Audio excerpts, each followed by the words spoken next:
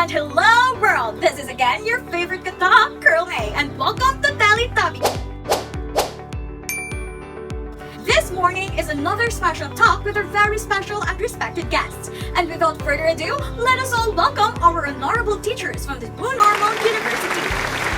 So, Mr. Roman, what are the purposes that have led to the amendments made in the Republic Act 7836? And could you also throw light in the concept of Republic Act 9293, sir? Well, the RA 9293 is an act amending certain sections of RA 7836, known as the Philippine Teachers Professionalization Act of 1994. Now, when we say amendments, we mean that there are some minimal revisions or additions to the existing legislation. And these amendments happened because they saw that RA 7836 is not an effective solution that guarantees quality teachers. For the Section 1, Section 15 Republic Act No. 7836 is hereby amended as follows. For Section 15, qualification requirements of applicants. So it is stated here what is needed before taking the licensure examination, and it says that no applicant shall be admitted to take the examination unless on the date of filing of the application. He shall have complied with the following requirements such as a graduate of a school, college, or university which is recognized by the government and possesses the minimum educational qualifications.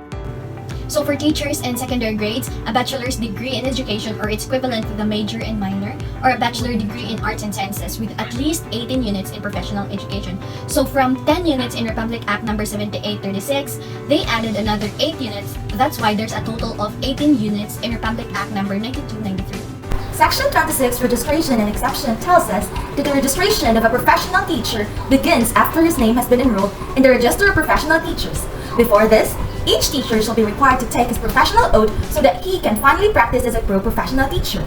In this act, the applicant must be a holder of a certificate of eligibility as a teacher issued by the Civil Service Commission and the DAX, or a registered professional teacher with the National Board for Teachers under the DAX pursuant to the Presidential Decree number 1006. Teachers who have not practiced their profession for the past 5 years must take education courses consisting of at least 6 units of pedagogy and units of content courses before they are allowed to teach within our country.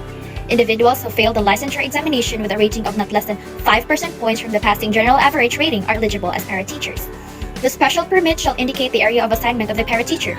Special permit may also be issued to a person who has excelled and gained international recognition and is a widely acknowledged expert in his or her specialization. Section 3 and 4 of Republic Act 9293 is an amendment to transitory provisions and references to term. So in Section 3, it is an amendment of Section 31 in which special permits given to para-teachers with a validity of 3 years may have a chance for renewal after expiration with a non-extendable of 2 years, and there's no renewal for special permits that last for 5 years.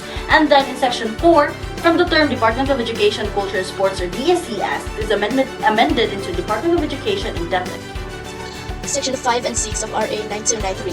Section 5 Separability Clause. This section tells that for any reason, any section or provision of this act or the application of such section or provision to any person or circumstance is declared prohibited or invalid. Section 6 Repealing Clause. All laws, decrees, circulars, administrative orders, rules, and regulations, and other allotments which are inconsistent with the provisions of this act are hereby revoked or changed accordingly.